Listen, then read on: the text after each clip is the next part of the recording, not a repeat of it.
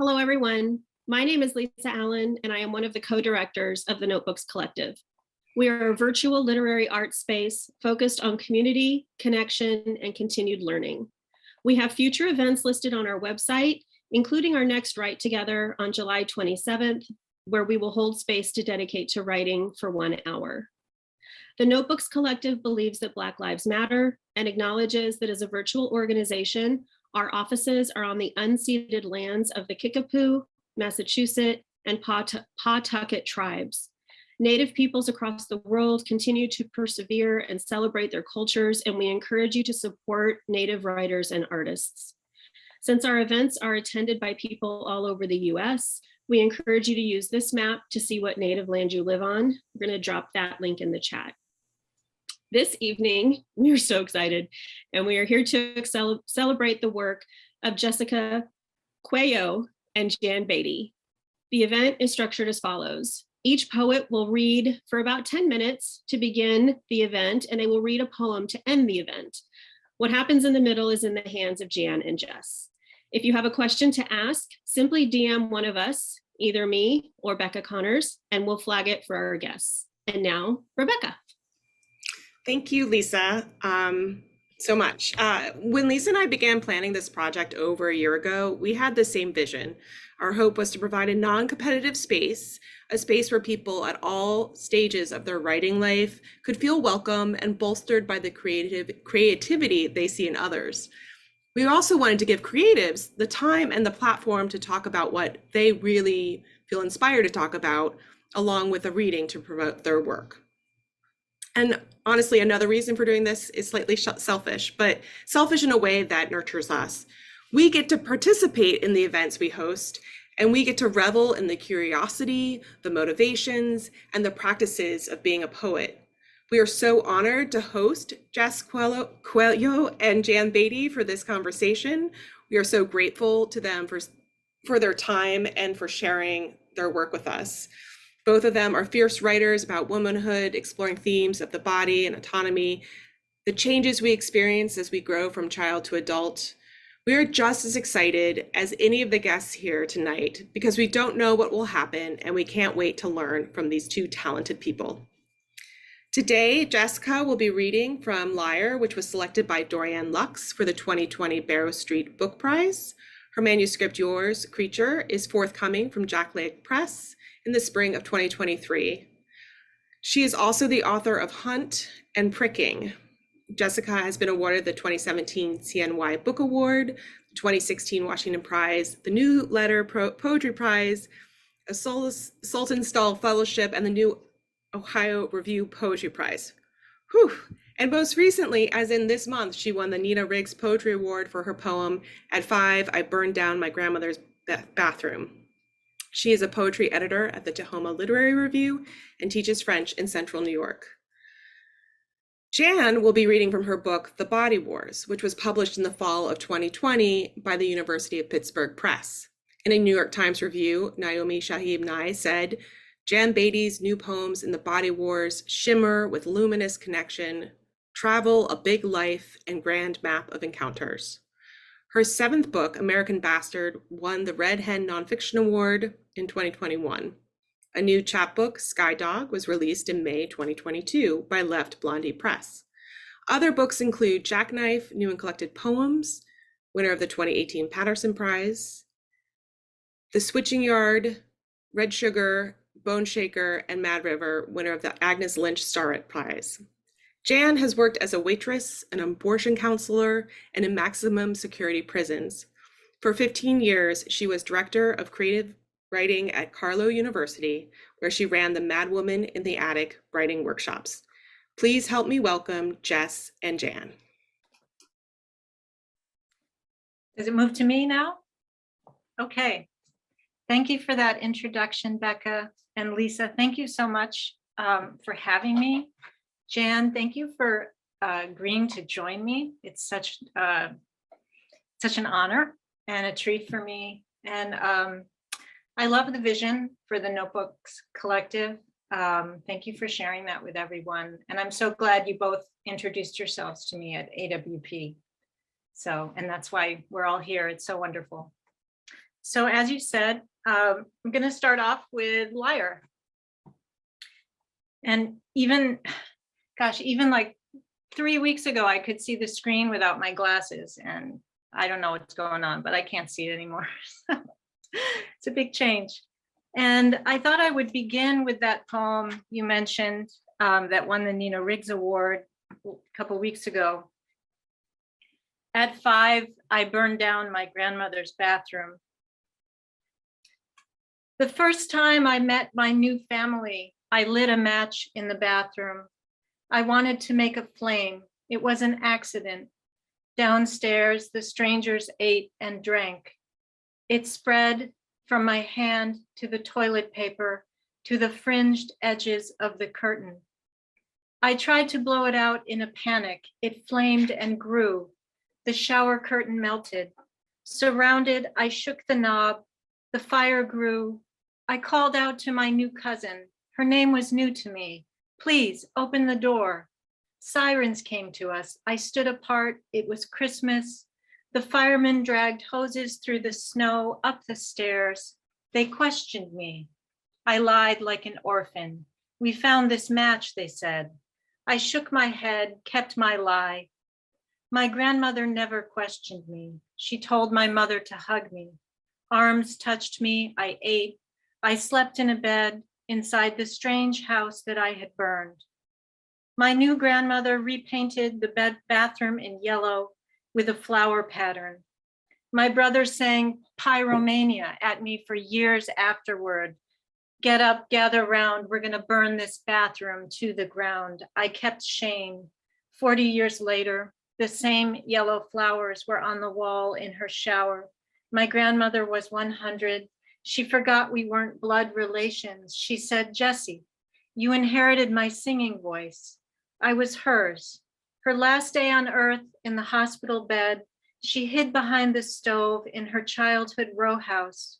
She chewed an imaginary food, tastes like cherry. She talked to people we couldn't see. We are going to the ice house. She saw people on the other side. It was her first time going to the ice house, and the light was not flame, but growing. Limbo. I draw an eye on my notebook, a swirl of ink. I'm not sure whose, but it sees me when my brother can't. He lives with us, but died somewhere back in childhood. He won't say how. His limbs move well enough to walk to school and back.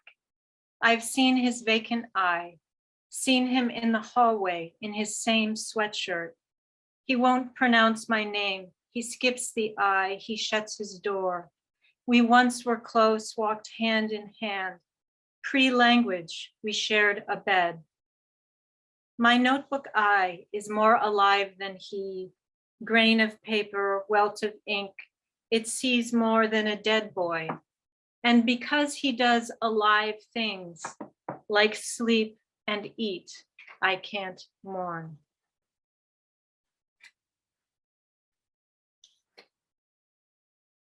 I nod when the school's visiting doctor asks if I eat 3 meals a day. My cat opened the door, so my son just grabbed it. I nod when the school's visiting doctor asks if I eat 3 meals a day. In my family, you recreate invisible and freeze like a rabbit. You do not cry. God can read your mind. In my family, you lie in the snow and dream how your birth happened. The rough edge of the tabletop, the knuckles of the artist father who paints all night in a disease, then leaves and leaves. No one confesses anything. The black and blue mother scrapes herself together, and into the world comes a baby with her mouth open. In my family, you tame your needs. You bite but don't chew the winter leaves. You drink milk white snow from your mittens. I thought I'd read one of the misspelling poems. I don't always read those, but mix it up a little. Crucified is over nurse's desk. Who put holes in his hands? Who put holes in his fight feet? Teacher stood me in the nurse corridor. The Red Cross symbol was mounted above the door like a knight's war sign. When you are nearest me, my hair is teethed by your comb. I'm sent to wash with hush words. Nurse hands me a papered soap and towel. When you are nearest me, I breathe. Her desk has a paper crucified, a red heart with a sword split through it. How is the heart so split and red? How is the man awake to look? When you are nearest me, hands don't recoil. They stood me there to wash, they were afraid to say. When you are nearest me, sturdy kind, like him they crucified. Irene, good night. The town was not a cradle. The town wasn't bent on love. My cousin and I ran beneath the willows by the lake until her sister called us home. The town churned blame. Long before my cousin slept with men, long before she worked in the hospital where I was born, long before her regulars in the ER, the indigent, lined up at her funeral to look for her in her brother's face, to kiss her folded hands, to leave their handlers, to carry plastic bags of cans at their wrists, to bang their heads against her coffin, to touch the flowers, to not touch, to wander in the back, afraid to take up space. My cousin stayed. I left. The lake had a bottom they never found. Irene, good night. He banged his head on the coffin and cried for the nurse that said his name. While walking from the station, a stranger overheard her words, "Don't do it." Again, "Don't do it. Don't do it. Don't do it." Strangers in the deli said, "Well, that's what happens when." She worked in the ER, emptying bedpans, drawing blood. The willows by the lake had narrow silver leaves and the gun was dull. Her colleagues worked to save her. They had to wait to cry. She didn't die right away, but he did. It was Sunday morning. People were in the street, buying newspapers, buying milk. Don't to the man who threw her against the wall, who threw her to the ground. Good night. I'll see you in my dreams. We looked at her in photos on a board. She was a child and her father said, "Put up the photos when she was a woman," in pale blue scrubs, arms around her sons and daughter, blanket under the wall of branches, grass in their sand bucket, repeating, don't, not his. Irene, good night. One time in Salvation Army, the clerk searched me for a necklace. I was innocent. The clerk lifted my skirt, my shirt. Irene wasn't born yet. The town was constant. I couldn't speak up. Love songs played what we thought was justice. Maybe I'll read one more, short one, and then I'll be done. The Bird Girl. When a world was in me, I wept for the milk burning my breast red, red as the wagon in the yard. And plastic things are ugly when they're old. I took a pill for that, for my child's mouth smaller than mine. There were seeds knotted. There were walls of me that slid away. There was the Red Sea. Before I knit you in the womb, I knew you. And after I was never known. And when the world left me, I wept like Joseph, father of no baby, whose wife chose God, God the adulterer. God loved only her, her bird gasp and bird gallows, tiny annunciation, nest of the dead. Thank you, everybody.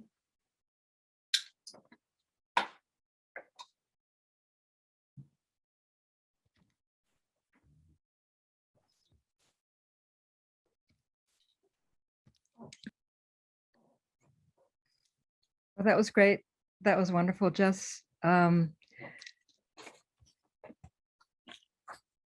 just, I'm still listening to the poems in my head.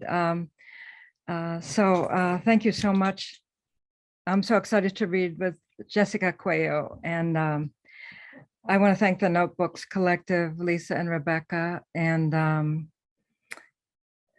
want to thank Meg Carney for coming, and yay. And but I have to tell this very brief story that I was reading in this on the Pike series a couple months ago, maybe 6 months ago, with Jessica, who I did not know, and I heard her poems. I heard her voice, and I heard her poems as one of the readers, and I just like looked up, and I thought, who is this? Who is this person?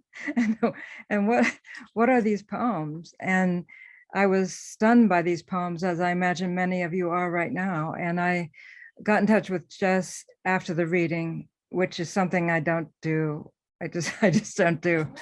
And then asked her if she wanted to meet up at AWP, which is another thing I don't do, because I wanted to meet this person who wrote these poems. And I think you'll do the same, and you'll buy her book, Liar, which is amazing. So, and now we're reading together, which is very cool. So that's a short version of some of this.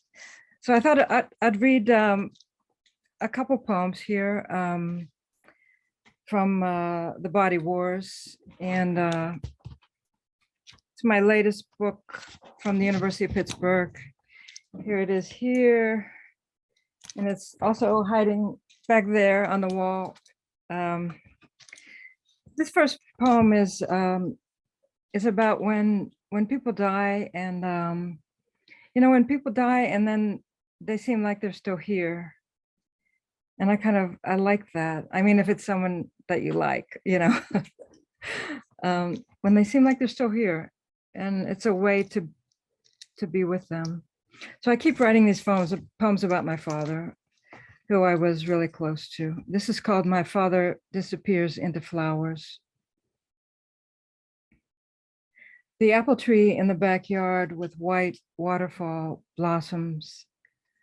My father's body disappearing in his sickness down to 90 pounds.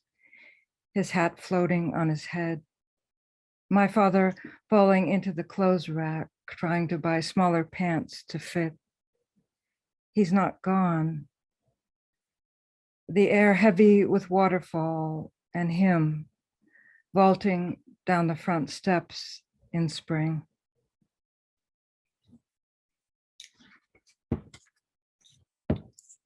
So I worked, I was a social worker years back, and for about 5 years, and I worked in an abortion clinic for a couple of those years.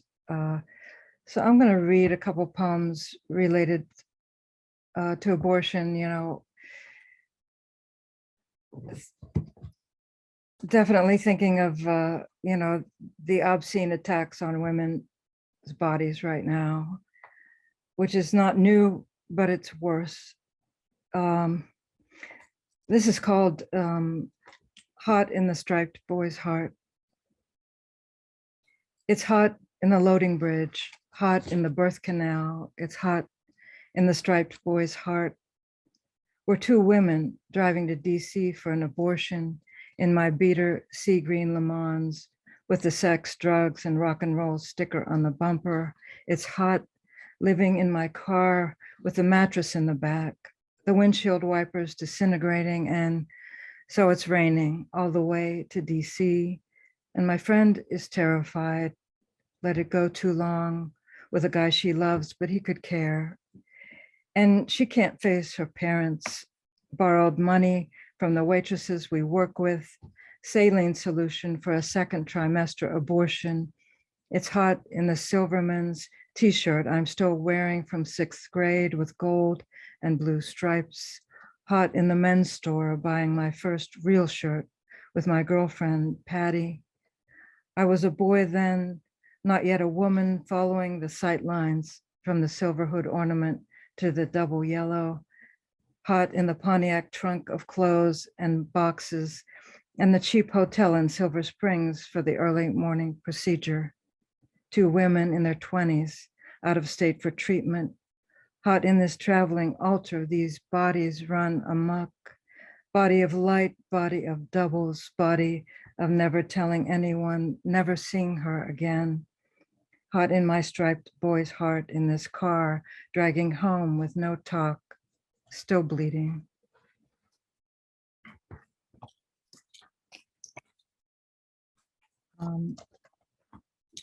And I want to read one poem from my book, Jackknife. You know, I was the counselor at the abortion clinic, and I would go into the procedure room with the patients. This was a really tough day, and it was a Saturday.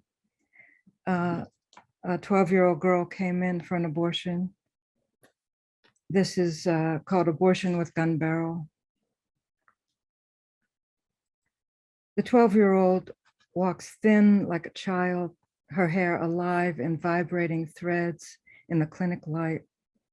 Her mother, my daughter, I give my permission. And the girl cannot be real, or the sky would burn, not bleed like it does in the waiting room of grown women. The mother in the brittle inner office scribbles her name small on the collapsing form. Now move the flying hands of the counselor who becomes the first bird, stripping the sky blank with air leaving. Now she walks back to the maze of illuminated bodies to find a way to make herself dissolve. Not what I wanted for you, not this. In the inner body of the clinic, the divining of this choice, the small name solid, the songbird stopped, the singing continues.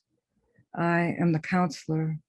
There are cracks in the barrel of the gun. There is aiming, shots of sorrow, shots of light. I am ruinous with light. We are ruinous with making our lives in the procedure room. The 12-year-old opens the leaving door. A bird let loose, no clear note to sing. Song of sorrow and praise as she wears the skin of herself, this idea of skin that she's learning.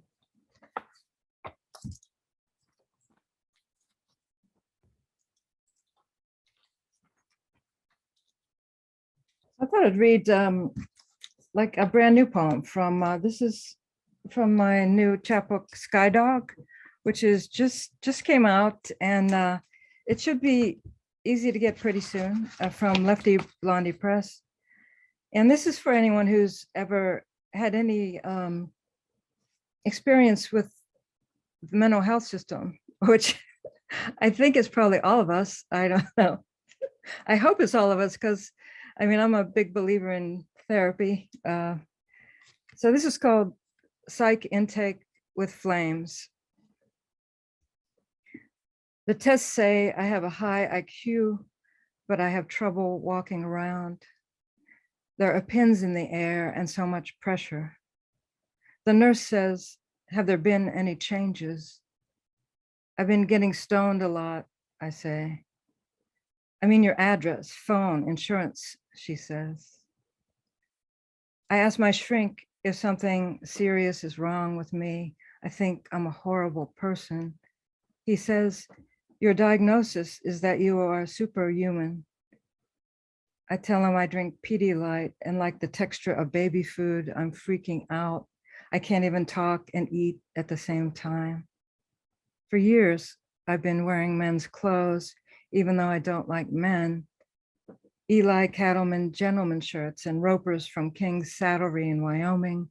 I think sometimes you just have to say, okay, even if you don't understand. Sometimes let the world of flames speak for itself. Let the radiant life shine.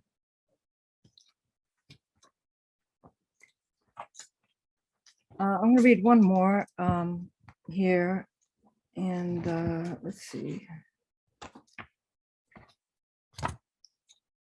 This one is I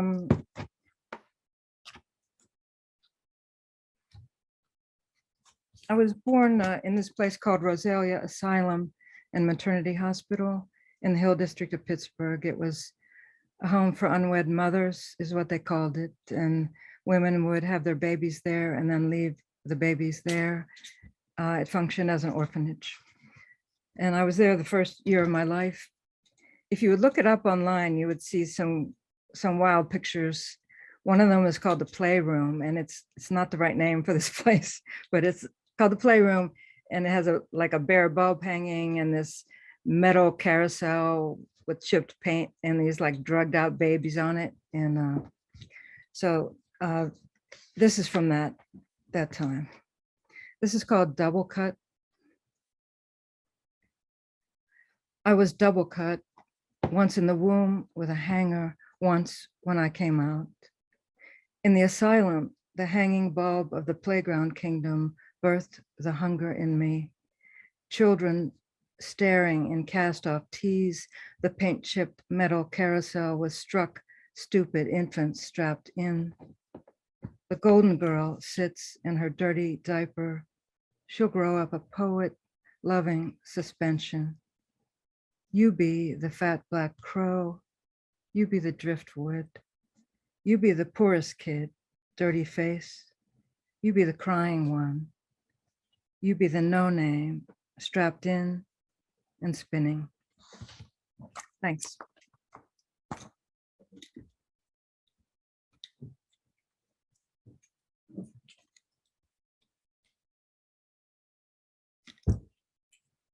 So Jessica and I are going to talk to each other for a little bit here. So You read a lot of the poems that I reread your book today.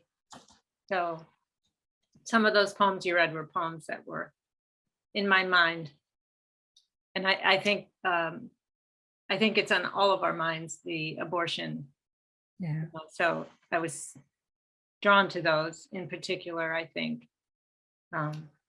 It's not a question, just thinking about how, I was thinking about the language of abortion that we usually have is this argument about life or rights, but it misses what you're doing in those poems, which is how it is for women. It's a part of everyone who's either had one, knows someone who's had one, has taken a friend to get one.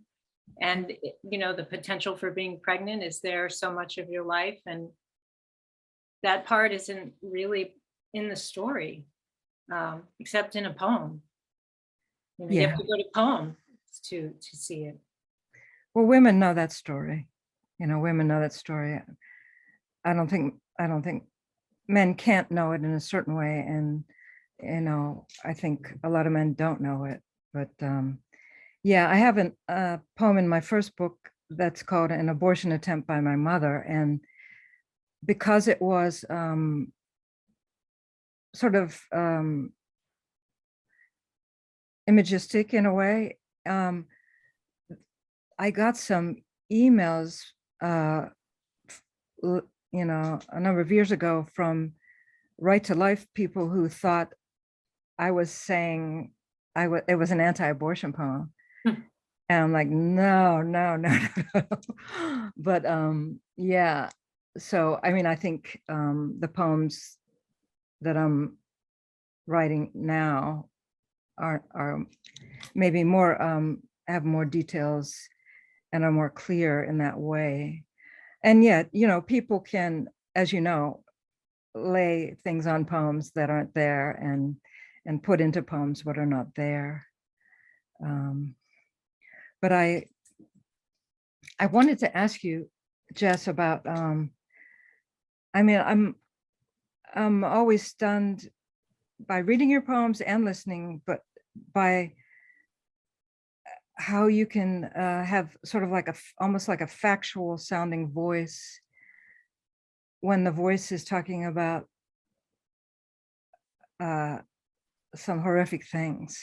And I think that's one of the strengths of your poems, and that some of the lines, although really well crafted can feel, speak in a flat voice, like James Wright said, all I can do is speak in a flat voice. And I love that about your work, that you deliver these amazing lines that are pointed and live in terror, and yet there's a flatness about them sometimes. And I don't know if you think about it that way, or if you could say anything about that. I think I've always been afraid of being sentimental. But I mean, that could be tied to being allowed to feel, not being allowed to feel. And I think the poems are from that impulse.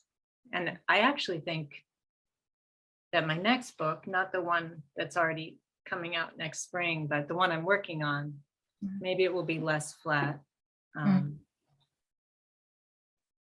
Well, just to confirm, I'm saying flat as a positive thing here. Yeah, no, I know. Okay. I mean, I think, the second to last one I read is actually, that's about my cousin who was shot by her boyfriend. And I don't know that there was any other way to write that poem. Although it had multiple drafts. I rewrote that poem many, many times. And the final version is because I pared it down so much. I just took everything away. Everything that was maybe reflecting on what it was. Because I want to have all the smart readers also, that I'm not telling anyone how to feel or what I want them to feel. I actually didn't think about readers that much. Maybe I should start doing. No. When you said I was brave to write them, when we met, I thought, oh, I probably just didn't think anyone would read them. So I was so free. But of course, I want people to read them because I sent them out to places. Well, I'm glad you did. Now you have books and books, as you should. I would, when you talked about the, not the double cut, but I think it was the last one you read that The Right to Life thought was a pro-life poem. I was thinking about that poem and your poem, How I Became a Gunslinger. Yeah. These mother poems. So this is just a question. You don't have to answer, but because I'm writing some mother poems, and I find those poems very hard. And I'm just curious or even if there are poems that are harder for you to write, or more inevitable or more necessary. Yeah, inevitable is a good word.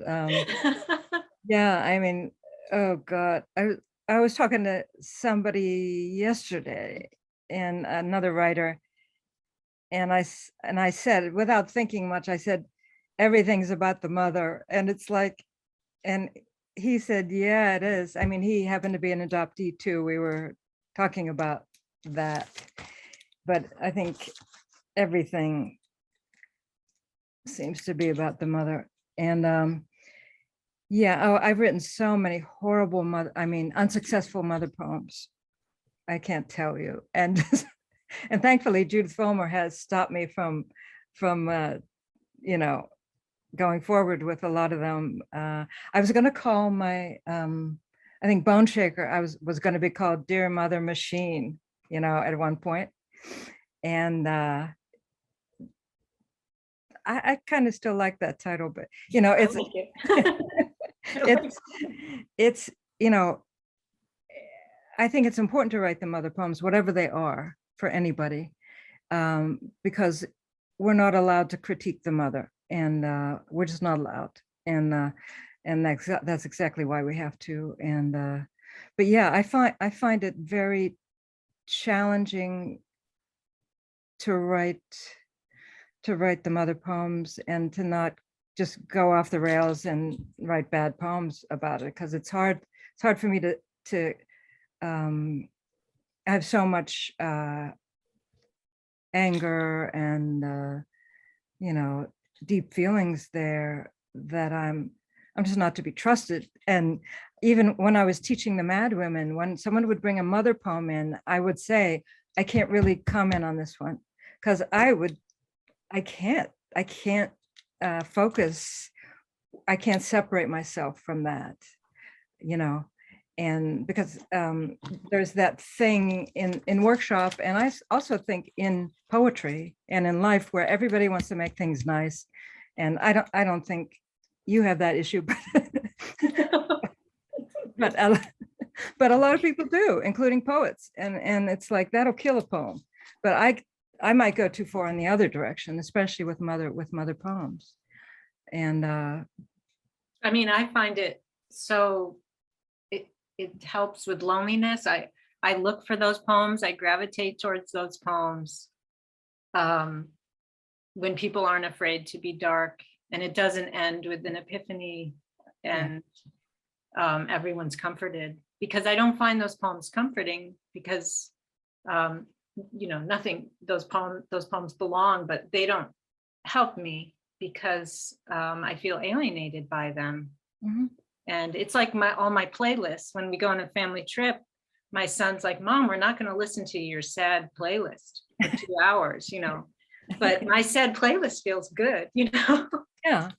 And I wonder about that. And maybe some of our listeners could talk about that too later. But if someone has been through a lot of trauma, if you talked about it helps with loneliness, I know when I read really dark poems, or when I watch really violent movies, which many people have trouble with, I feel at home. I feel like, okay, this person knows this. I know this. I feel like, okay. And it's, and I can't watch really sweet, nice movies or the sweet, nice poems. I just can't, I mean, it's great that people write them and other people want to read them, but I just, because I don't feel an authenticity that I can't find my authentic place to plug in, except on a craft level, maybe, So it's interesting to me that you talk about that loneliness, that it helps with loneliness. I think you and I have some relationship with our work, it seems to me. Mhm. Yeah.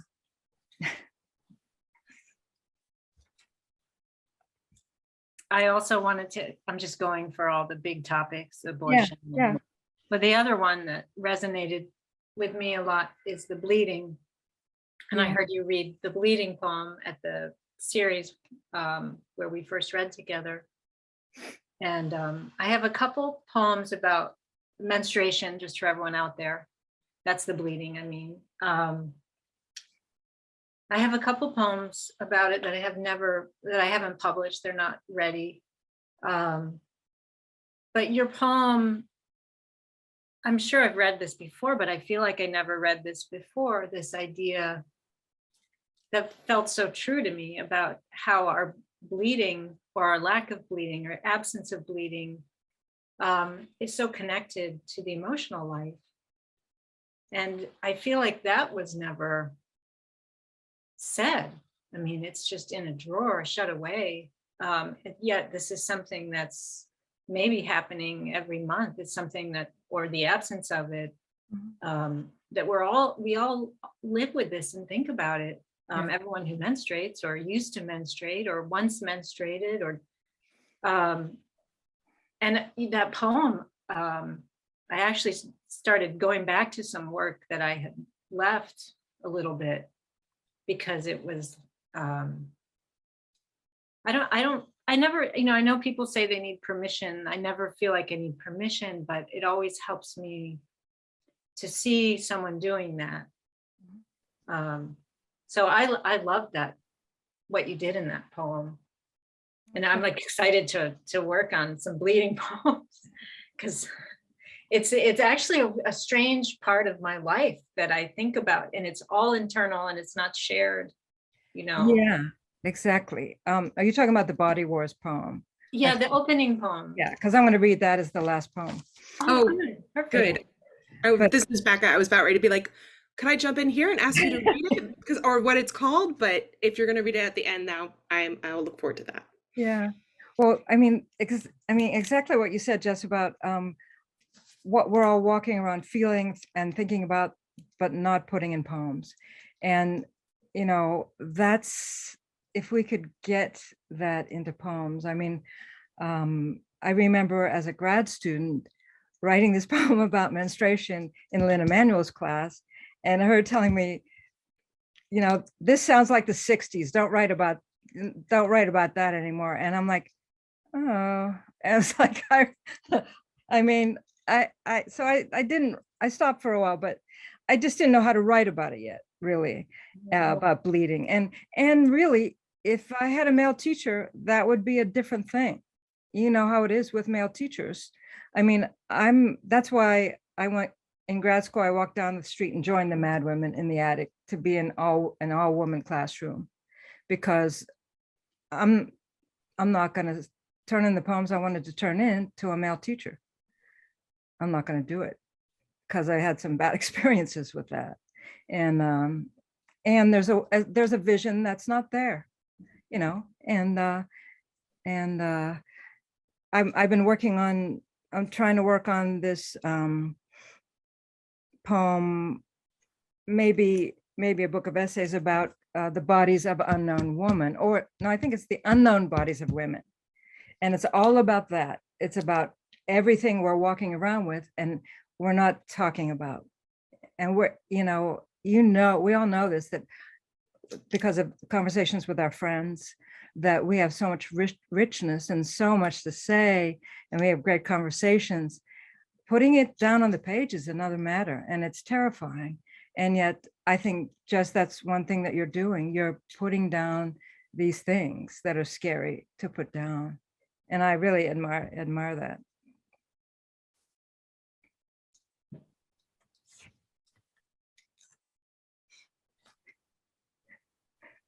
Do you believe me? I do. I just frozen by a compliment. That's okay.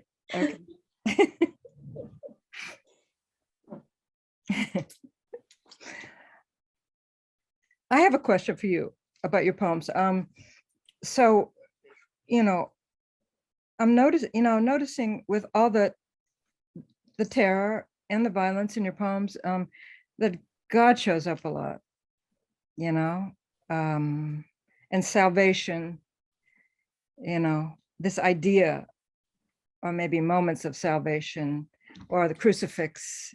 And can you talk about that choice to include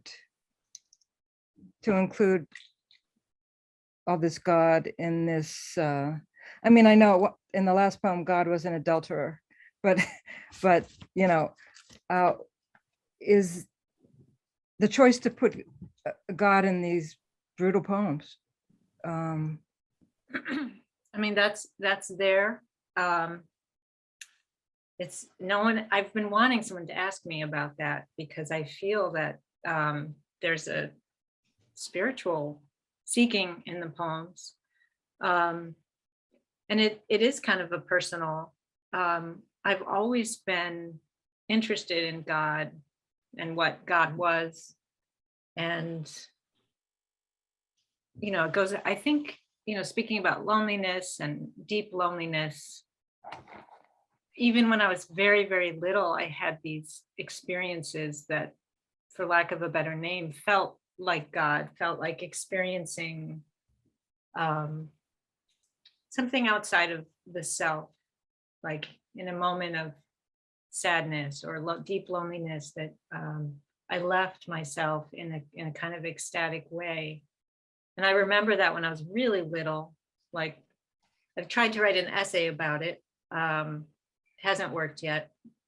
A lot of stuff, we all do. I guess we have these things we're working on until the language gets right.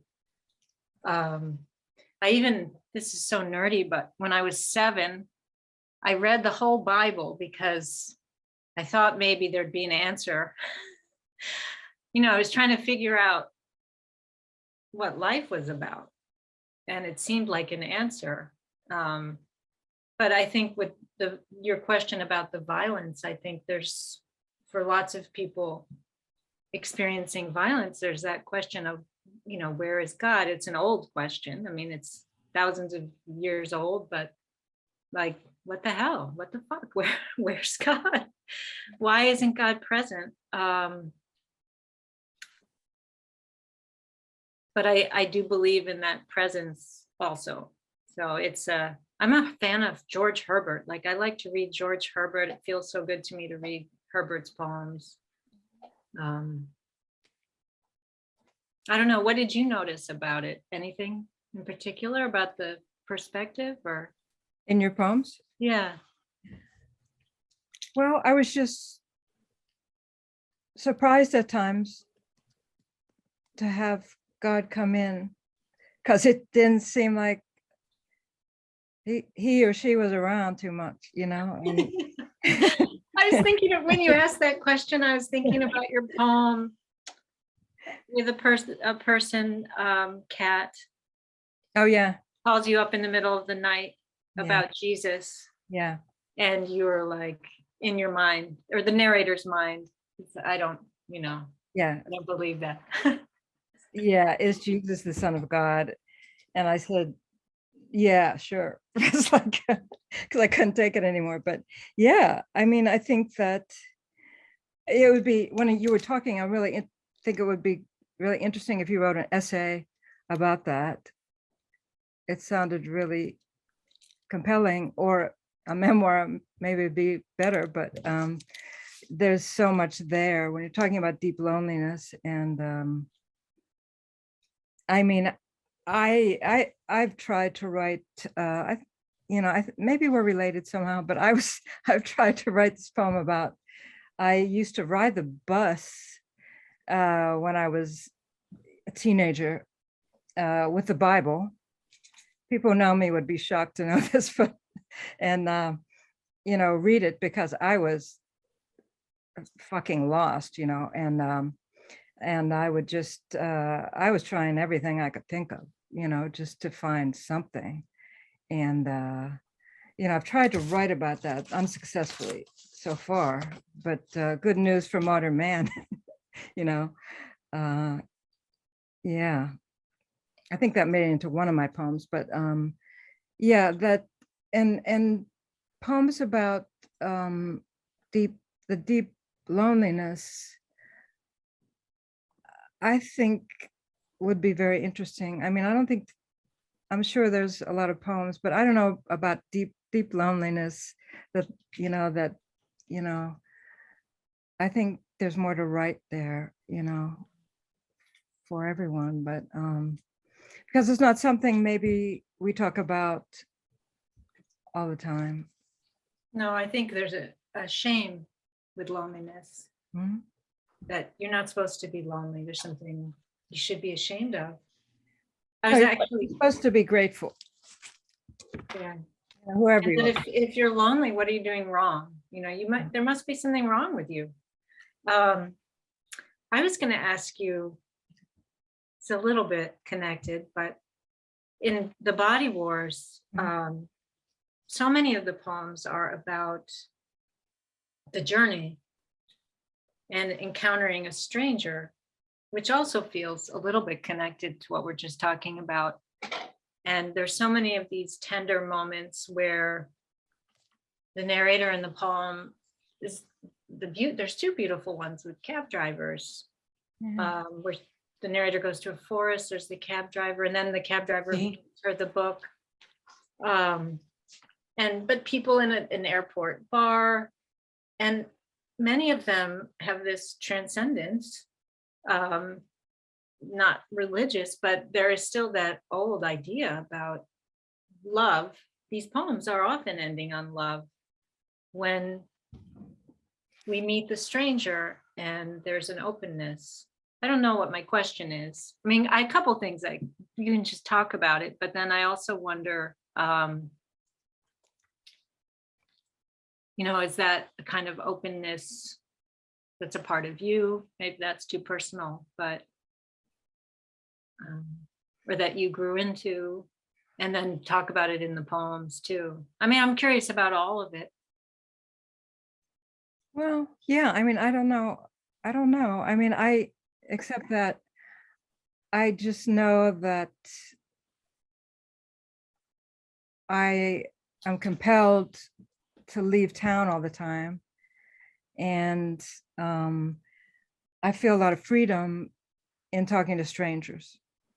I like to talk to strangers because they don't know me, I don't know them, and anything could happen. I really like that we can talk about anything and all bets are off and we can start with nothing. And it feels really, I love that a lot, because it's so hard sometimes to deal with the baggage of the past or the present, and or the responsibilities of the day. And I like to get the fuck out of here and go anywhere. Well, usually west, go to the West Coast or west, and hear what people are thinking about, because also in the traveling, I believe that there's an opening. That is the opening, because in order to travel, you need to wake up, you need to pay attention to what you're doing, and then you have new eyes. I feel like I learn things just watching people, paying attention to people. They teach me things all the time when I'm gone. And I'm like, oh my, I haven't thought about that. I haven't thought about that.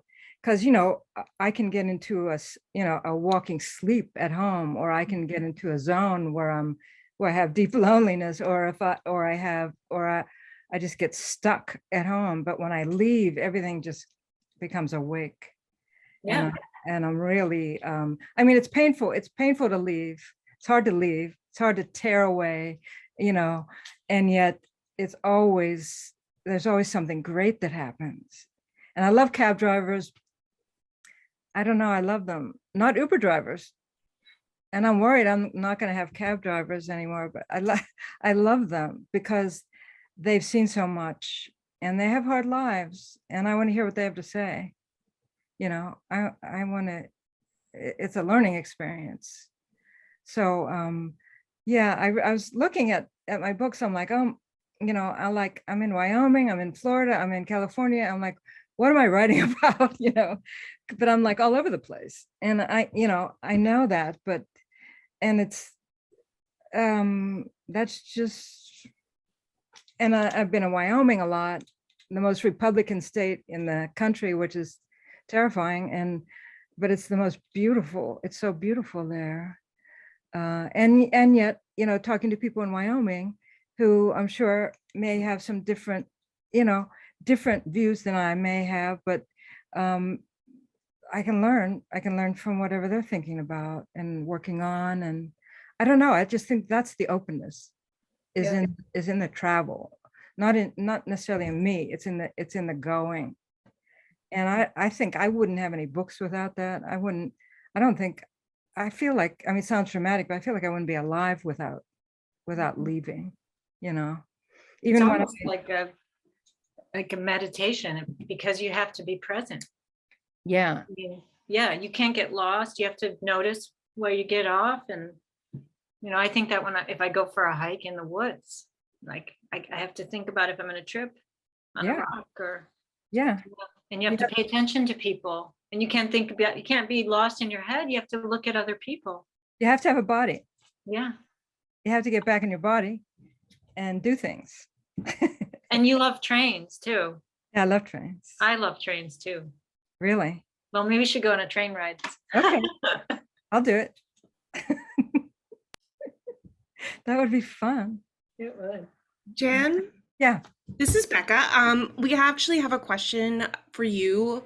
How has music influenced your poetry, and who are some of your favorite songwriters, if you care to share? Yeah. Yeah, music is so important to me. Music, I feel like music was my lifeline before poetry, really. And,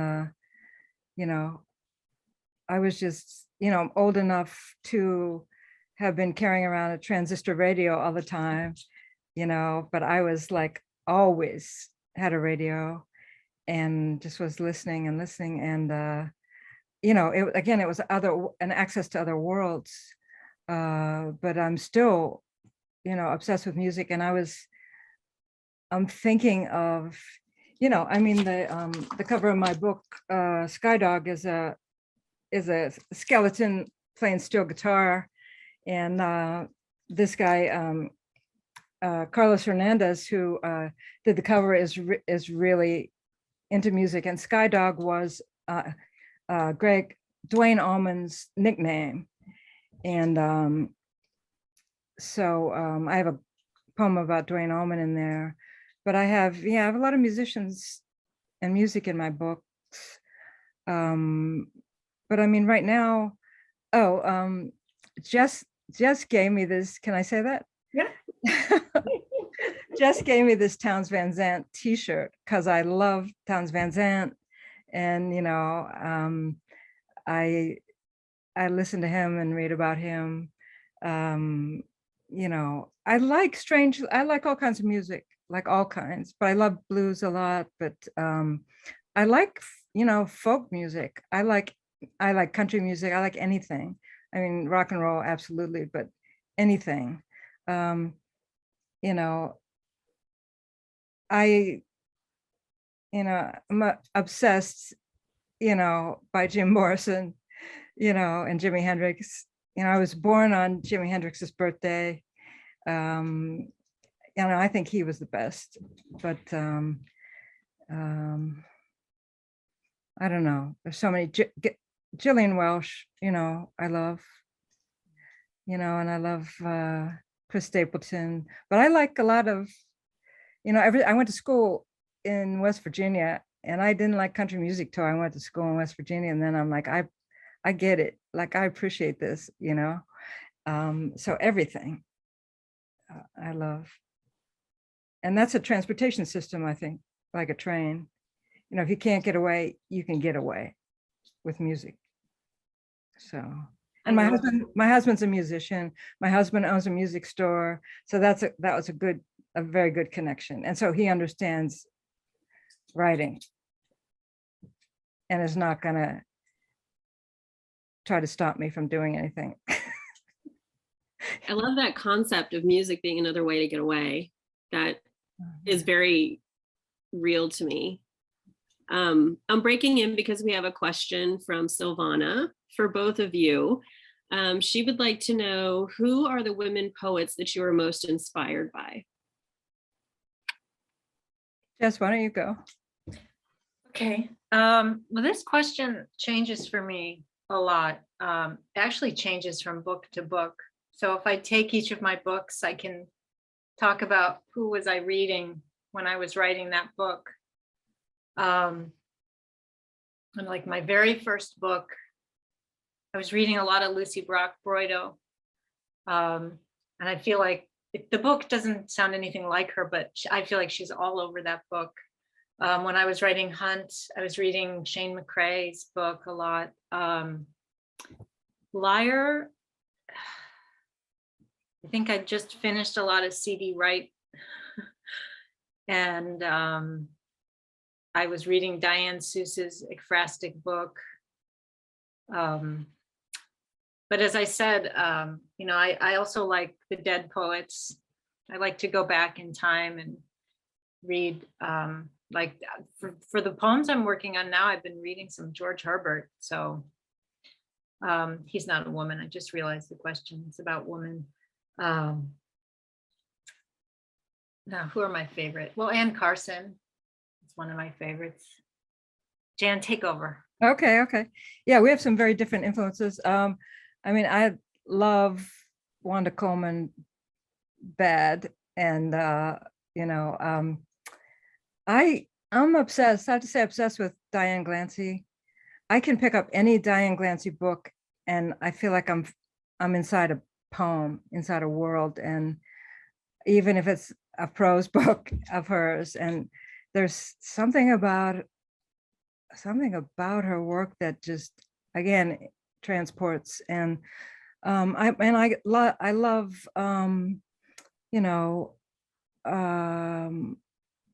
you know, speaking of people come before us. I mean, I still love, like Anne Sexton, Sharon Olds, Sylvia Plath.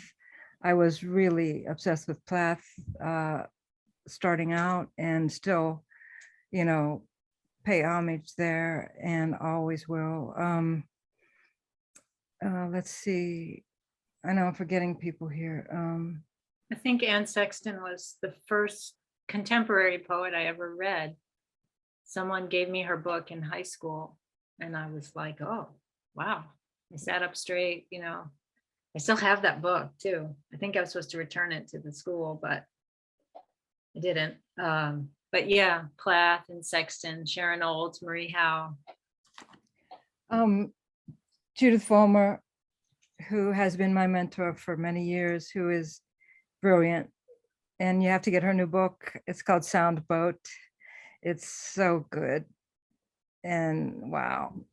Yeah, she can see things. Like Jude can look at a poem and talk about it.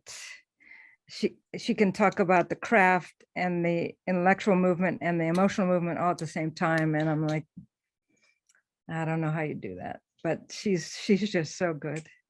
I love her work. I like Mihaela Muskalik's work. She has a new book. Jess, do you know her work? You told me about her. Okay, And I did. Okay. I went and heard her read, but Yeah. I don't have her book yet. So Yeah. Her latest book is called Cemetery Inc., University of Pittsburgh Press. She's really, she has a book called Father Dirt. So she's amazing. So many, so many of us, yeah, there's so many. There's never a dearth of books. Yeah. Who am I thinking of? I'm blanking out of people. I'll think of them. in a Yeah, minute. I always forget, and then I have to look at my shelves, and I'll have forgotten like who I've loved most the last month. But Silvana, I'm reading your comment that Yeah, I'm loving the connection with Anne Sexton. I mean, that was it for me as a teenager. And when you guys were talking about the flat voice, it was slaying me because it's always been, I learned from Sexton that that's the way to express certain horrors, right? With just the steady, like the neutral, the narrator or the reporter voice. It's so wonderful to hear you all tonight. Thank you. Oh, thank you for coming. thanks for that connection. Yeah. That's good. Yeah. Oh, Rachel McKibbins, I was thinking of. I love her work. Oh, I love the blood. Blood is a good. Oh, that book is so good. Yeah, what a good book. Mhm. After I read that, I thought, oh, I don't know, like, yeah. And Natalie Diaz's first book, When My Brother Was an Aztec. Mhm. Oh, I read that book so many times. Jess, this is Becca. I was going to ask you to speak about, so I worked with a mentor who recommended prickings because I told him that I wanted to learn persona poems and how to like inhabit a poem and speak with that voice. And that's something that I think you do really well. And I wonder if you could speak to how you inhabit those spaces and are able to, I think it's like takes such an amount of control on what you say and what you don't say. And so I don't know, I would love to hear more about that if you wouldn't mind speaking to that. Yeah, that's an interesting question too, because I think when I do persona, I don't need to be flat because I can touch things. Because I think part of the flat, like this happened, this is a way to say it without embellishment. That's the only way to say it. But with the persona, and it's not an accident. My first two books were persona, and the second book is, I speak as whale and sea creatures. It's like a Moby Dick. It's all the things, all the feminist feminine things that are absent in Moby Dick speaking.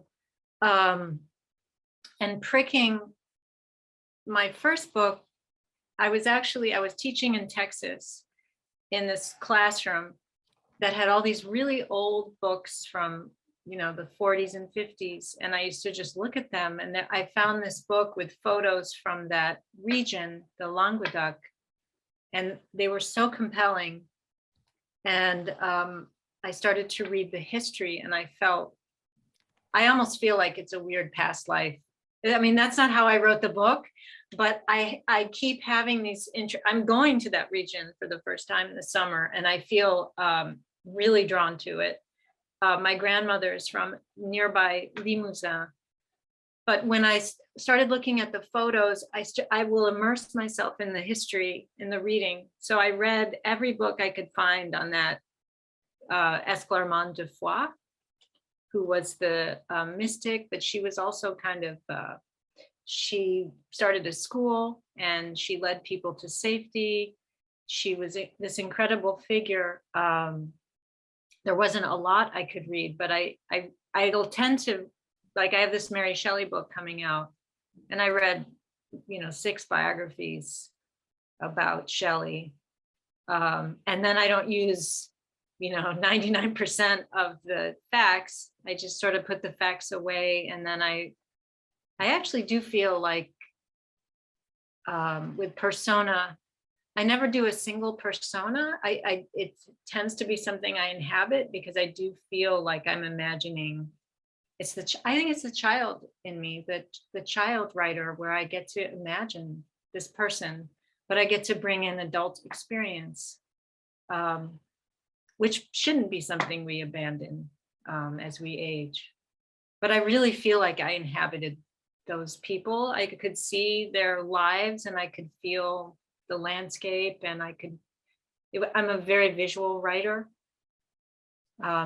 which I think is why I like reading, is because I'm so silent and in my own head a lot, that I think I lean more towards image. Maybe that's not true, but I don't know if that answers your question. No, I mean, I think that it does, in a way, when you talk about all the reading that you do and then you kind of put it aside, because I think whenever I've tried to imagine myself in a place, or I'm trying to like embrace someone from the past, I end up getting caught up in like the facts and the details, and wanting to be like, this is what it was this is what was going on in the news that day, which is, I think, not trusting my reader enough. And so I think that's hard, because really that hard. stuff's so interesting too. Mhm. And you Yeah. get so interested in it.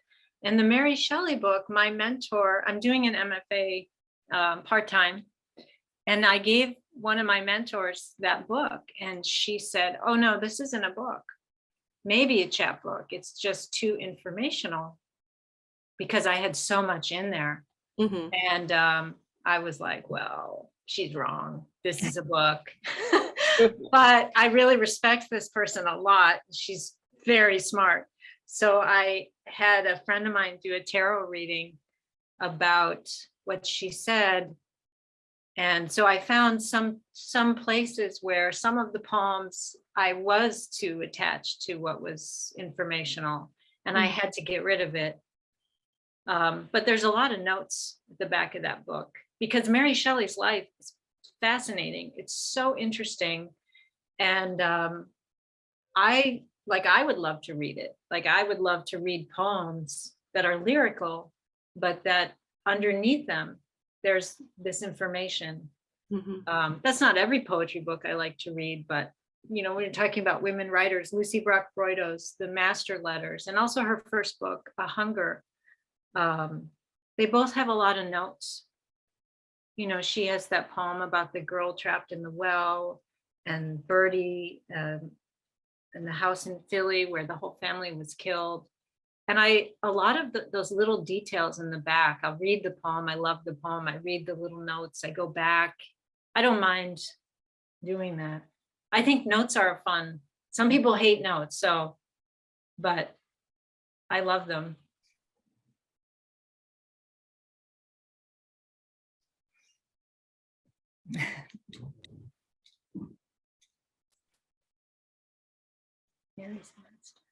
Oh, yeah.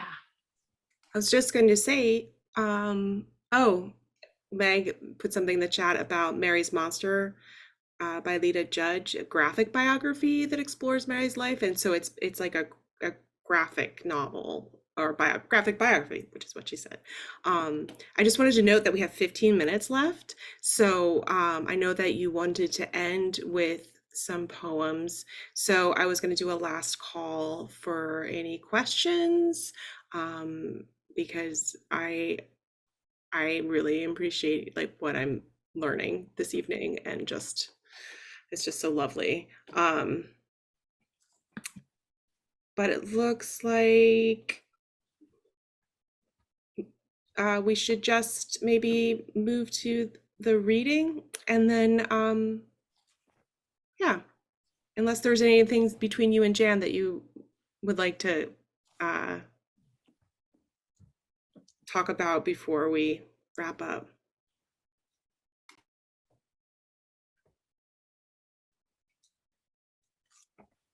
I think we're good, right? Yeah, I feel good. I mean, I think we covered a lot of ground. Yeah. We just went right to it. So Yeah. I did remember 4 more writers. I remembered AI, who I love, Linda McCarraston, Irene McKinney, Maggie Anderson. So some more writers. and I think I writes persona better than anyone. I mean, That's what made me think of her. Yeah, I said yeah. persona. I'm like, although I have I picked her up at the train station once, 4 a.m. in Pittsburgh. And I was so excited. I mean, why would I get up at 4 a.m.? You know, and she, you know, she was nice. All she wanted to do was go shopping. And in my mind, you know, I was much younger than in my mind, she was this tough, brutal poet. And we were going to talk about poetry, and she's like, where can I get some shoes? Or, you know, I'm like, oh. And it's like, and then the next day for her reading, I came to her reading and she didn't know who I was. I'm like, I picked you up at the train station 4 a.m.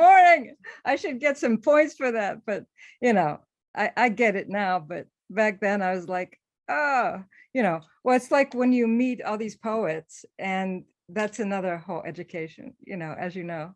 And I still love I love I, but, you know, one of my friends told me, you know, don't meet your heroes. Just don't do it, because it's too painful. And that can be true, you know, that can be true. But, you know, and what do you expect from someone? I mean, that's another thing, you know, we're writing these poems and digging into our deep loneliness, and then we have to have a personality too, and then we have to be able to talk to people. I mean, come on, only so many things you can do, you know. yeah, I think you have to guard your time too, and your privacy. That's right. I always think about how rude Bob Dylan always was in interviews. And I was, you know. Yeah. Well, I was, I'll tell one just short story. I was in charge of picking up writers in grad school and running the reading series. And so I had to pick up Allen Ginsberg at the airport, right? And I had this little red car, really small red car. And I was terrified to pick him up, you know, because he's Allen Ginsberg. And so I had written this article about him. I had done all this work, and he had a 25-page rider, you know, with all this stuff he wanted. I'm like, oh my God, if I screw this up, you know. So I was terrified. So I asked two of my friends who were gay to come with me, because I thought that'd be good for Allen Ginsberg. So Allen Ginsberg talked to them and didn't talk to me at all. And then, so I guess that works. But then I had to make tea for Allen Ginsberg for this reading. And this is weird, okay, but Jess, you'll understand this, but because of my growing up, I had never made a cup of tea in my life before. And I didn't know how to do it. and I had to make my first cup of tea for Allen Ginsberg. And I was like, I'm like, if I fuck this up, I mean, maybe he's just gonna leave. And so I was in the ladies' room on the floor making this cup of tea, and it was pitiful. But anyway, and I tried to write that poem, I couldn't write it, but it all worked out. But it was a story. I mean, it was a thing. I mean, because writers, when they get famous, sometimes they're cool, sometimes they're not. And it's interesting. I sometimes put people I admire on pedestals, and I know how wrong that is. Yeah, don't do that. And I try not to do it. I'm getting better. But I went so many years not really knowing poets, but reading poets. Yeah. And now I'm kind of in this, I'm starting to know poets. I'm talking to you. And you realize, oh yeah, these are human beings. We have to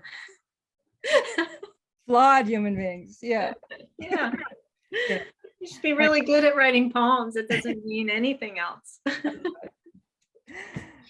Okay, who's going first? We're reading our poems. Oh, I can go first. Okay. All right. My babysitter, Karen B., who was sent to Willard Asylum. There are only 2 photos of me as a child. She took them, she had no child. She had cool cigarettes and a job at the drugstore. She gave me the Crayola box with the built-in sharpener. 400 suitcases were stored in the attic of Willard Asylum for the chronic insane. She joined her twin brother there. She wore her black hair down. A child could admire it. She bought me an Easter basket, a stuffed rabbit whose fur rubbed off. She walked everywhere. She painted circles of blush on her cheeks. Loony, people said so. I mean, grown-ups who saw signs, who passed her on our street before she started to call and say, remember. On the phone, she said, remember. Remember the date we killed her brother, forgetting he'd been committed. I took her hand and tagged along like an animal. She was perfect to a child. In 1995, when the asylum closed, an artist took photos of the 400 suitcases. The photos were put online, the contents laid out respectfully.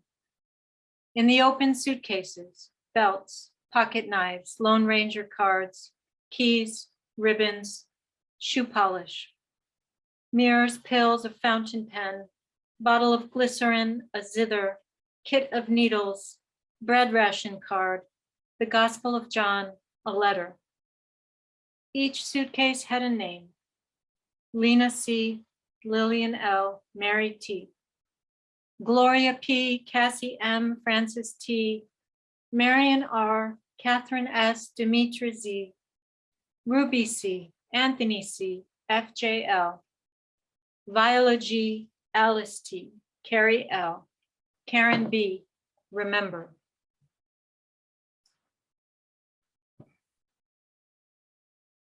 Yeah, I love that poem.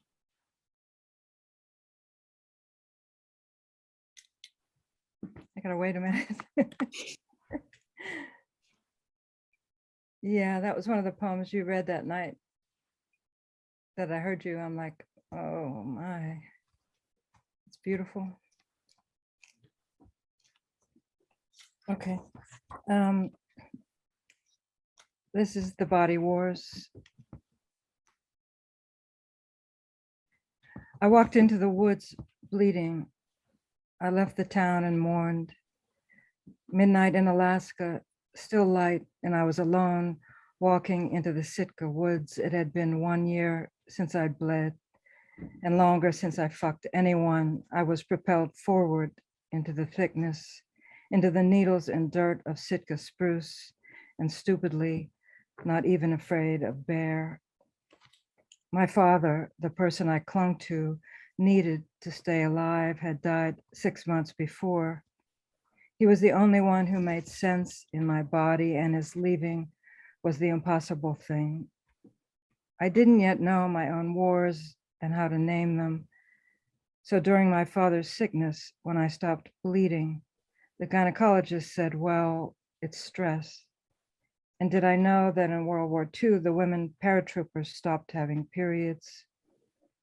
I was stunned by his directness, intensity, earnestness. You are in a war, he said. I didn't know what to do with that. And so I got on a boat to Alaska, the Alaska Marine Highway, slept on the deck until I froze.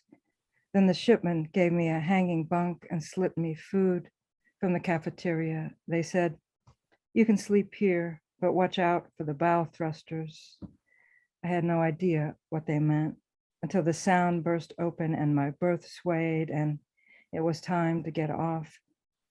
It was a time of great changes, and days later I'm wandering the woods at midnight, feeling lost and found in this northern place. And it was there I felt the blood start to move, felt a rising and falling in the stream down my leg. And I cried in the forest alone for my beautiful father gone too soon, for myself and all my ignorance, not even knowing my own wars, the ones already fought, or the many to still come.